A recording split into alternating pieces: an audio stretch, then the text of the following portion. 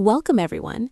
As we scale our infrastructure to manage thousands of microservices, we face a fundamental challenge: network visibility. In a monolithic world, tracking traffic was straightforward. But in a containerized environment, traditional tools fail to provide the granularity we need. We often see high bandwidth usage, but cannot pin it down to a specific container or user request. This lack of attribution leads to unpredictable scaling issues and noisy neighbor problems that can degrade the entire system's performance. Today, we will explore how eBPF telemetry provides the missing link, allowing us to map every single byte transmitted back to its source container. We aren't just looking at IP addresses anymore. We are looking at the actual process context within the Linux kernel to achieve 100% attribution accuracy. This deep dive session is designed for senior architects who need to solve the 30% overhead mystery in their cloud bills and ensure high availability through precise telemetry. Historically, we relied on NetFlow, IPFix, or simple IP tables counters to monitor network usage. While these tools served us well for a decade, they are fundamentally blind to the transient nature of containers. NetFlow provides flow-level data, but lacks the PID or container ID context because that information exists in the kernel's process management, not the packet headers. Furthermore, polling-based monitoring often misses short-lived bursts, leading to a sampling bias. When a container spins up, sends 5 gigabytes of data, and disappears in 10 seconds, traditional tools often miss it entirely. We need a way to capture events as they happen, directly within the kernel, without the 5 to 10% CPU overhead typically associated with deep packet inspection. This is where eBPF changes the game, allowing us to hook into the socket layer and extract metadata without intercepting the actual payload, maintaining high performance while gaining total clarity. Extended Berkeley Packet Filter, or eBPF, is a revolutionary technology that allows us to run sandboxed programs in the Linux kernel without changing kernel source code or loading modules. For network attribution, we leverage eBPF to attach probes to specific kernel functions. When a containerized process calls send message or receive message, our eBPF program executes instantly. It can read the process's task structure, identify its PID, its network namespace, and even its Kubernetes pod name if we join the data correctly. This happens in the kernel's fast path, ensuring that we aren't introducing latency. By using eBPF maps, efficient key value stores, we can aggregate this data in the kernel and only send summaries to user space, reducing the data transfer volume by up to 95%. This efficiency is critical for ultra-scalable systems where every microsecond and byte of telemetry matters. The core of the attribution problem is the socket-to-container mapping. In Linux, a container is essentially a set of namespaces. When a process inside a container opens a socket, the kernel tracks that socket's file descriptor. By using eBPF to intercept the sock-alloc or TCP v4 connect calls, we can record the exact moment a connection starts and associate it with the caller's PID.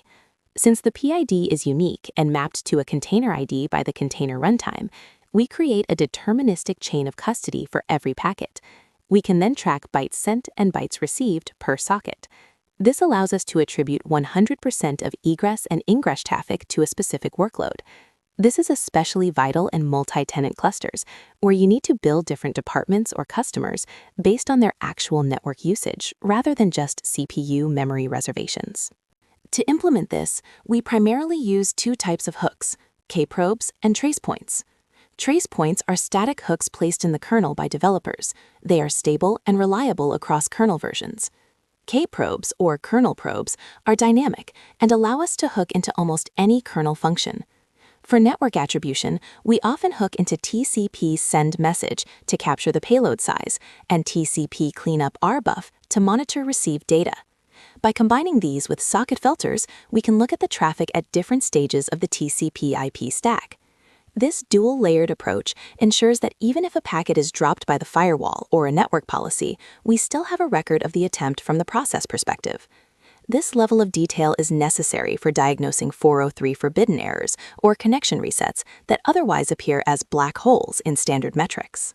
In a Kubernetes environment, IP addresses are ephemeral and practically useless for long-term attribution. A pod might have an IP today and a completely different one 5 minutes from now. Our eBPF-based collector must therefore be Kubernetes aware. We achieve this by correlating the kernel-level PID and network namespace ID with the Kubernetes API metadata. By watching the K8's API, our telemetry agent maintains a local cache of pod labels, namespaces, and service names.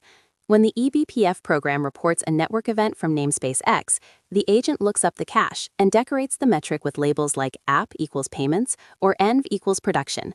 This turns raw hex data into actionable business intelligence. Architects can then see that the payment service in US East 1 is responsible for 4 petabytes of cross-region traffic, allowing for immediate architectural optimization. Scaling telemetry is as hard as scaling the applications themselves. At a high throughput, say 1 million packets per second, generating an event for every packet would crush the CPU. To maintain high availability and low overhead, we use perf buffers or ring buffers to pass data from the kernel to user space. More importantly, we perform in-kernel aggregation. Instead of sending 1,000 events for 1,000 packets, the eBPF program updates a counter in a BPF map. The user space agent then pulls this map every 10 seconds. This approach keeps CPU usage well under 1%, even under extreme load. For senior architects, this means we can deploy this observability across 10,000 nodes without fearing a self-inflicted denial of service. We also implement lost event counters to ensure that if the ring buffer does overflow, we know exactly how much data was missed. Once we have the attributed data in user space, we need to export it to a storage backend like Prometheus, Victoria Metrics, or a specialized flow collector. However, raw flows can be voluminous. We recommend using a stream processor to further aggregate data by source-destination pairs before storage. This allows us to answer complex questions, like which service is driving the most egress cost, or are there any unauthorized connections to our database? By exporting this data in OpenTelemetry format, we ensure interoperability with existing observability stacks. We can also set up real-time alerts. For instance, if the analytics pods suddenly start sending 10x more data than its 7-day baseline, an alert can be triggered to investigate a potential data exfiltration or a software bug long before the monthly cloud bill arrives. The benefits of eBPF network attribution extend beyond just performance. From a FinOps perspective, it is the holy grail of cost allocation. We can precisely calculate the dollar cost of every microservice based on its cross-AZ or egress traffic. In many organizations, network costs are the second largest line item after compute, yet they are often the least understood. From a security standpoint, this provides a zero-trust validation layer. We can verify that only authorized containers are talking to the customer DB. Since eBPF operates at the kernel level, it is much harder for a compromised process to hide its network activity. Even if the attacker replaces the netstat binary or hides processes from PS, the kernel-level eBPF hooks will still see and attribute the unauthorized traffic, providing an immutable audit trail for forensic analysis. As we look toward the future, the complexity of our systems will only increase. Transitioning to eBPF for network telemetry isn't just an optimization, it's a necessity for managing ultra-scalable, high-availability systems. By moving the collection logic into the kernel, we decouple observability from the application lifecycle. Developers don't need to instrument their code, and there are no sidecars to manage. This agentless feel, from the app's perspective, reduces friction and speeds up deployment.